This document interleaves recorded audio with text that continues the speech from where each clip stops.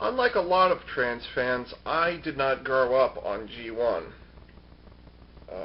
Literally, my only memory of G1 was, I vaguely remember there was an episode where the Autobots get into some kind of race with some humans in their own cars, and then they end up in a canyon, and then presumably some Decepticons ambush them, or something like that. I mean, it's so vague, I can't even remember it. And I haven't really bothered looking for it either. This also means that I didn't go to the theater and see Optimus Prime turn gray on the big screen. So I kind of missed that whole thing. Well, no, that's not entirely true, because when Revenge of the Fallen came out, I saw Prime die in that, but he didn't turn gray.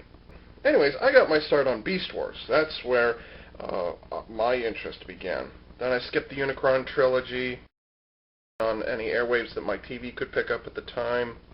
So the only pre-Beast Wars toys I ever had is a G2 Prime, G2 Bumblebee, G2 Devastator, a bootleg Blitzwing I picked up in Canada for like $3. Oh, and I also have a 2007 reissue God Genrai. So, that's pretty awesome. But that's it. I knew, some of my young friends had Transformers of their own. I'd go over to their house and woohoo. But yeah, my experience with G1's kind of limited. So please believe me when I say I must claim ignorance when it comes to the likes of Seaspray. From my understanding, he's about as close to the Little Mermaid as a Transformer will ever get, because he secretly wishes to be a human. Honestly, that wouldn't be my first pick, because, well, we humans aren't exactly on the top of the evolutionary ladder, except for our intelligence, and look where that's gotten us. But anyways, Seaspray was there, and I look at him today, and it's like, whatever. And ever since then, I think we've had 1, 2, 3 other Transformers who transformed into a hovercraft. But they were never labeled Seaspray. Seaspray has never come back as a different toy until now, where he's been given a little bit of a masculine upgrade and has, as a result, become rather badass. It might surprise a lot of CDXers and YouTubers that I would actually pick up a figure like this, because up to this point, the only Transformers I've reviewed have been Bayformers. Well, while I am a strong advocate for Bayformers, and at least the visual style of them, I also like blocky Transformers too. I wouldn't be a Super Sentai fan if I wasn't a fan of giant blocky Transformers, Hello. But, once in a while a nice, solid, chunky robot just hits the spot. Trademarked Transformers are no different. Posability is as follows. His head can turn side to side, not very much, unless you tilt his head up a little, and then you get about 45 degrees to either side. Some of the joints ratchet, others do not. These elbows are perhaps my least favorite feature of robot mode, in that they're like, here's the elbow, here's the shoulder. It's like, here and here. There's not much difference. And also, I don't know how you can see it here, but compared to the rest of him, how big and beefy he is, look how small and narrow that elbow section is. It's pretty pathetic. But he does have some nice, let's see, where's the focus? The focus is changing on me. Hello. His hand can turn a little bit here, and it's certainly got some nice detail on it. Unfortunately, it can't close up, and that right there is all you can do with articulation, at least on his wrist.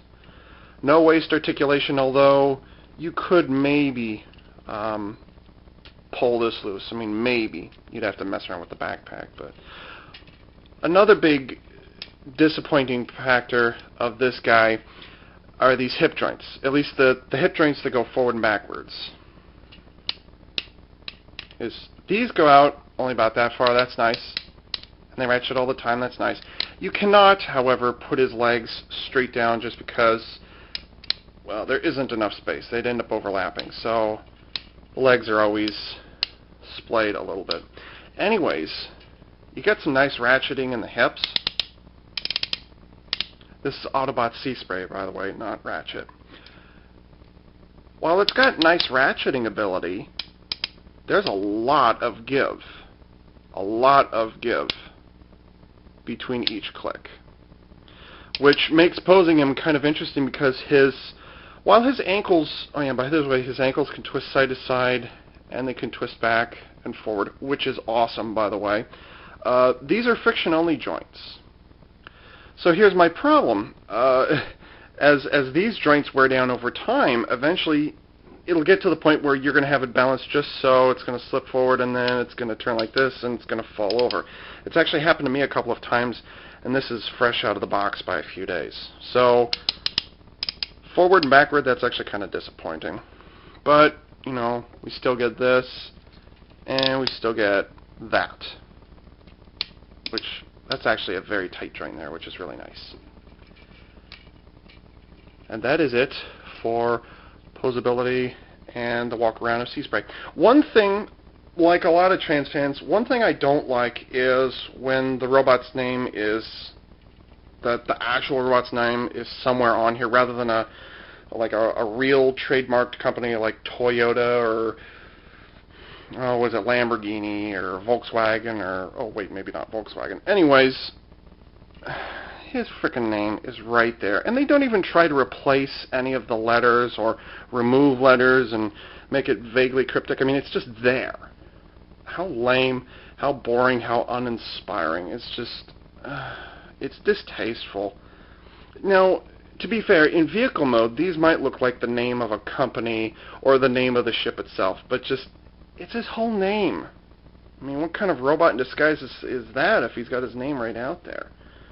If this guy were in the Bayformers universe, he'd get his ass spotted and he'd have a bullseye pinned on the back of his head instantly. But this guy doesn't come from the Bayformers universe. No. While technically not a triple changer, this guy does have what is known as dive mode because he has these little optional flippers sitting on the bottom. By the way, these things are kind of crap. They don't help with balancing. They're just kind of there. Anyways, fold these out. You got these little flippers sitting on the bottom. Tilt his ankles back a little. Ah, that's why he's got posable ankles, huh? And then you can take these missile launchers and you can either stick them under there or you can stick it carefully in his hand. I'm not really confident with how these fit in here. And then there you have dive mode, which these flippers are kind of tiny, but yeah, not bad, not bad. Looks pretty good. I will say though that compared to his vehicle mode, these was it turbo fans or whatever they're called. Technically, they're on backwards because in vehicle mode, let's see if I can do this real quick here. In vehicle mode, come on, these joints are also really tight too. In vehicle mode, oh, what the heck, why not? In vehicle mode, okay, that's the fourth time I've said that now. The air goes in through here and out this way. You know, it goes in through here, out here, and these are shaped like this so that he can turn them back and forth. But, and I've tried it this way, a couple things wrong. One,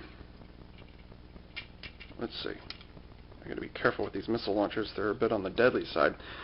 Here's how it is, here's how officially how it is. It gets out of the way and you don't have any interference from the joints, okay? The problem with doing it this way, you know, the proper way, is it does actually get in the way of the posability of the shoulders, and it's just right there, sitting on the edge of the shoulder. And, you know, it doesn't really look all that awesome putting it back there. You do that or that, it works a little better. So, technically it's correct to do it this way, but, yeah, I tend to leave it this way. Ooh, what happened here? No, I'm 3 minutes into the video. I'm not canceling at this late.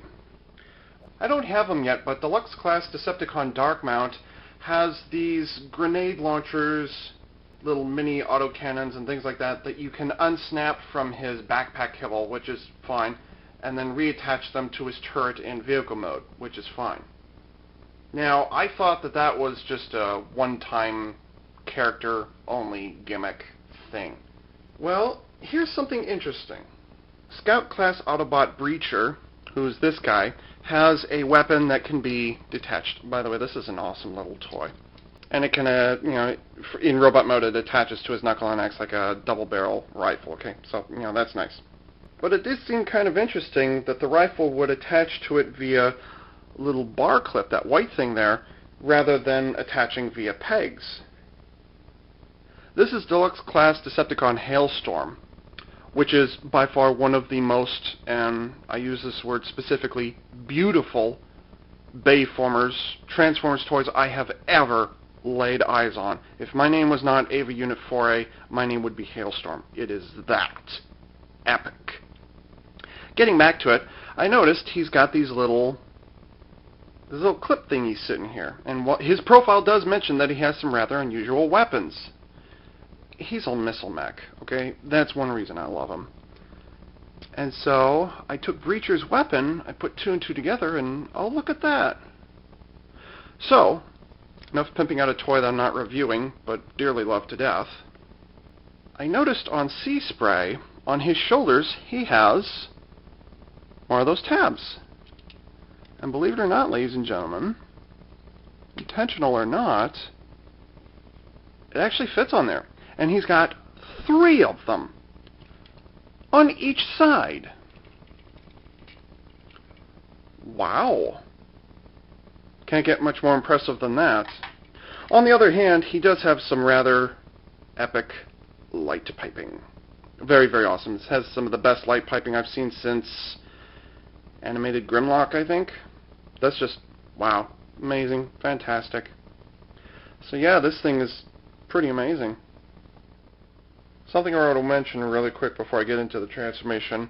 When you first get Sea-Spray out of the box, this isn't really something that the instructions don't tell you, although I would like to bring that bit back, is that these panels along the side here are open, which does actually interfere with that when that's up. So what you need to do, when you get it out of the box, remember to push that in. Okay, that's actually part of the transformation. It's not supposed to stick out.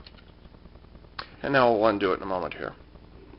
Transformation is, I'd call it a mid-level transformation. Sufficiently difficult and yet easy enough to understand after the first few tries. I think the most difficult part might be trying to reintegrate the arms and figuring out how the nose assembly for the skirt and stuff works. Just unhook this and take care of this while I'm in the area.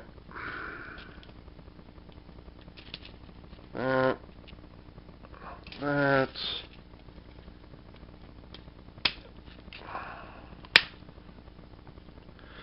Okay.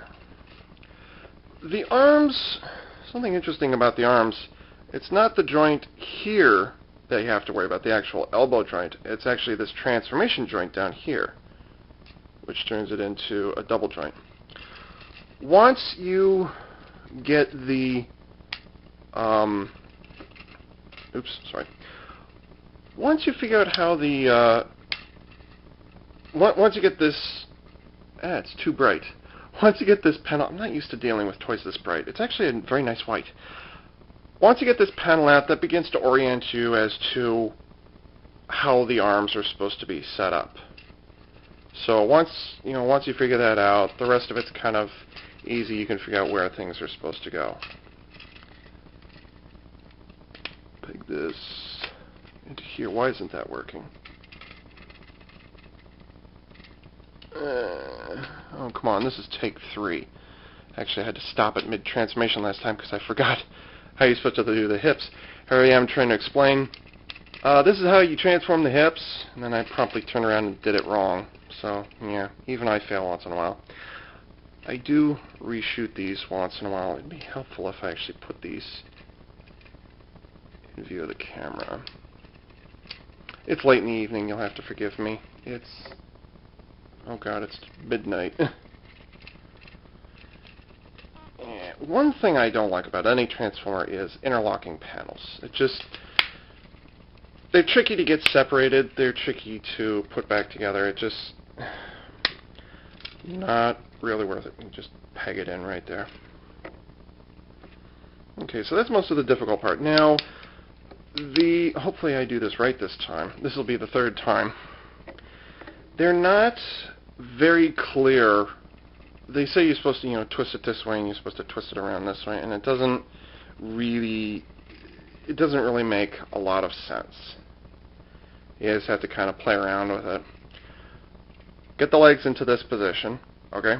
Because, get them into this position, and the hips will go no higher than that. I showed that earlier. Oh, by the way, somebody commented on YouTube. Let me get my flashlight. I heard somebody comment on YouTube that Seaspray, like a decent beast machine, has the face of an angry god in his vehicle mode. Which, I could believe that. It's kind of funny. Okay, so anyways, here's the trick. You have to undo the waist, and then as you're turning this, you have to turn these at the same time. So they're kind of counter-rotating to each other. So watch this leg. It's going to do this, and then you need to keep twisting it. Okay? Because what you want it to do eventually is that. It's loose right there. This is actually, this is perhaps the most tricky part right here. Just because it's such a tight fit for everything. You have to get the waist section in as far as you can, but you have to get the thighs in under these white parts. You have to watch these. It's a little bit of a challenge. Getting it out isn't much easier. But once you get it into place, everything tabbed in correctly, and there you will have Seaspray in his vehicle mode. Oh, wait, I forgot. Put these right here. There. Now Seaspray is complete. Before I begin, say hello to Harpoon Launcher 1 and Harpoon Launcher 2. Say goodbye to Harpoon Launcher 1 and Harpoon Launcher 2, because these things are damned sensitive. Within the first, I kid you not, 10 minutes of opening, I shot them off accidentally at least 8 times. Not once did I fire them intentionally. They always went off by themselves, so yeah, these things are going to go away for a little bit. Now, even though he is a hovercraft, and he has this wonderful intentional textured plastic, which you can kind of see there. It looks fuzzy. Well, not fuzzy like that, but there's actually a grainy pattern all the way across the skirt here. That's what this is called on a hovercraft. It's called the skirt. At least I think it's called the skirt, if my research is correct. Anyways, this toy cannot float because, well, it's all hollow on the bottom. It actually is surprising how much of the robot mode actually sits from here forward. Like, these are his arms. These are just his forearms right here. Everything else is up here. And this all becomes back kibble right there. So, yeah. Not to spoil it, there's actually a robot hidden underneath, by the way. The turboprop, turbine engines, whatever you want to call them, which they do actually turn. Let's see if I can turn it. Yeah, see? They can turn, but oddly, even if you blow on it, they won't turn very easily. They just don't have the right pitch to the impellers. So, yeah, unfortunately, what you see is what you get. They'll rattle around plenty, and you can kind of reach in and twist them, but where's the fun in sticking your finger in a hole like that? Yeah, there is no fun. The only real, fun part of this is you can take these little wheels here and set them on the ground and roll them about. And that's, oh yeah, and you can stick the missile launchers on them. And that is all that Seaspray has to offer on his own. Well, if that's the case, then what's this big empty space for back here?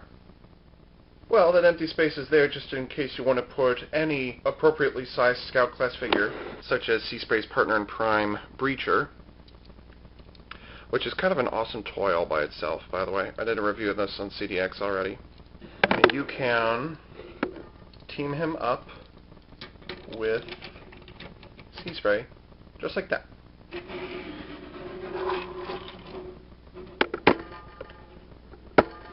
There's never been a better pairing of crime fighters since Lethal Weapon.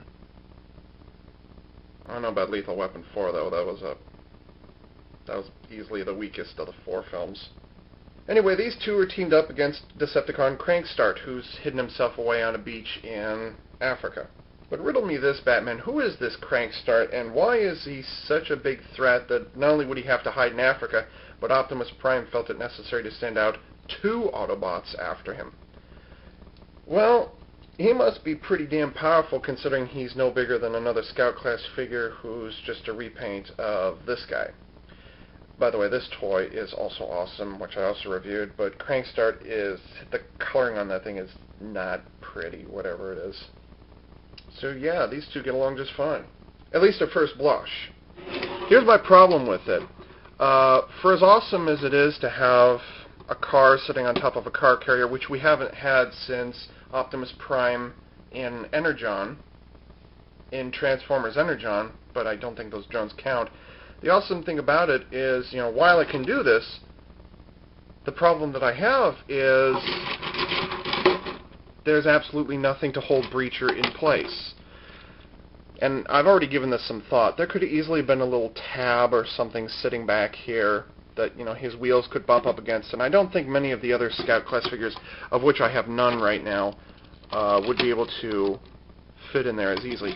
And what you can't do, you can see that the turbine engines are, they can't close up because, ordinarily you have the option to put these inward like this, but in order to get Breacher or any other Scout in there, you have to pull them apart. So, some tabs in back would have been nice or something like that. I don't know, maybe you can turn these, maybe that's a bad example. Turn these inward like this, because that's how he turns. Or at least he's supposed to turn like that. Actually, they might turn like this. But anyways, yeah, having Breacher sit in there is pretty sweet, considering the original Seaspray was actually, wow, smaller than this. So, nice feature to have, just wish they'd had a little ridge or some indents back there or something. By the way, I want to mention that it's really nice they did a painted version of Seaspray's vehicle mode, and then they gave us a painted version of Seaspray in robot mode. So, yeah, painted. Usually that's just a picture of the toy. And usually the robot's on the front. Oh well. Don't get this. It's not that great a toy. However, on every specially marked box of Transformers toys, see right there, hunt for the Decepticons. You want to go to Transformers.com. And inside those specially marked boxes, you will find a piece of paper with instructions and a code which I'm conveniently hiding with my thumb. This one belongs to Seaspray, by the way. And it will tell you everything you need to do in order to gain access to the hunt for the Decepticons. Do not put the code in. Do not register. Do not play the games. All you get is 4 craptacular Flash games. And literally that's it. They have a whole website dedicated to 4 crap Flash games. Hell, I don't think even kids would get involved in this. There's no interaction between different people. You have to register for something that's completely pointless. The only reason you register is because that way you don't have to re-input the codes every time. Now, of course, this whole hunt for the Decepticons, input this code onto a website, is more or less the same thing they did with Transformers Cybertron in 2006, where you would get planet keys, and they'd have a little code sitting on the back. Except the difference between Hunt for the Decepticons and Transformers Cybertron is that with, Cybertron, you got these awesome little behind-the-scene tidbits, like you'd have the planned coloring for a repaint, you'd have character bio, you'd have character development, where they'd talk about how they came up with a character. They would talk about how the character was designed, which piece was going to be colored, which piece was going to be painted, which to me was just really awesome because when I get DVDs, I always try to get the 2-disc versions that have all the bonus stuff on it. So it worked with the Planet Keys, but it did not work with Hunt for the Decepticons, which, by the way, you would think that website would compensate for the craptacular title of this toy line, even though the toys themselves are not craptacular. So please heed my advice and do not sign up with the Hunt for the Decepticons thing on Transformers.com. You don't want to do it. It's a complete waste of time. I'm guessing I'm not going to be demonstrating anything in this commentary, so I thought I might just put a static, dramatic picture of Sea Spray up instead. This picture, by the way, is one of many that appears on the text and picture review, which I wrote and shot on CollectionDX.com. For you YouTubers who are too lazy to go there and see it yourself, enjoy the picture. Ya lazy bums. And you know what? At this point, I honestly don't have much else to say about Sea Spray. It's just a beefy looking robot with a scuba mask and flippers, which, flippers are too small. But oh my god, you want to talk about trigger happy. I keep going on about those harpoon launchers, but seriously, they are that sensitive. It's flippin' ridiculous. I love the light piping. I love how posable this guy is. I just love the general look of him. And like I said, it's been a while since I've looked at a plain, simple, basic, blocky, armored robot. So this is nice. And at this point, I don't have anything negative to say other than what I already have. Sensitive harpoon launcher triggers. A little tricky to get the nose section back together when you're transforming him back into vehicle mode. And as I mentioned earlier, Breacher doesn't have any little tabs to keep him in place. Those are literally the only things that are complaint-worthy. Does that work? I don't know. Conclusion. Highly recommended. Strongly recommended. This guy's really great. Although, now that I think about it, Sea Spray may very well be the very first Transformer ever whose original version actually fits inside of the new version and is still in scale with himself both ways. Now, even though Hunt for the Decepticons is technically part of the Bayformers universe, and I don't have a clean copy of the G1 theme without sound effects and such, I think I'll be a little daring this time and use the theme song from the Japanese version of Transformers Animated, which is just awesome sauce. And so, this is AV Unit 4A for CollectionDX.com, signing off.